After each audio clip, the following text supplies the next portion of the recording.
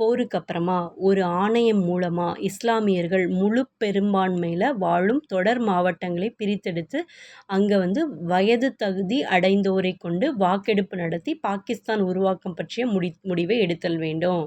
சரியா?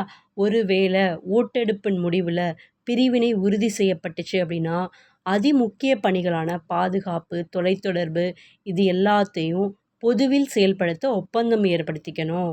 எல்லையில் அமையப்பெற்ற மாவட்டங்களுக்கு இறையாண்மை கொண்ட நாடுகளில் ஏதோ ஒன்றில் சேர்ந்து கொள்ள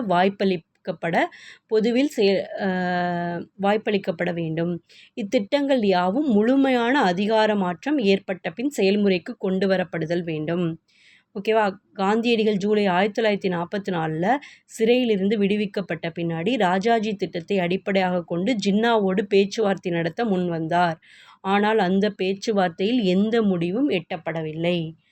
1944 சிறையிலேருந்து விடுவிக்கப்பட்ட காந்தி வந்து ராஜாஜி திட்டத்தை அடிப்படையாக வச்சுக்கிட்டு ஜின்னாவோட பேசினார்.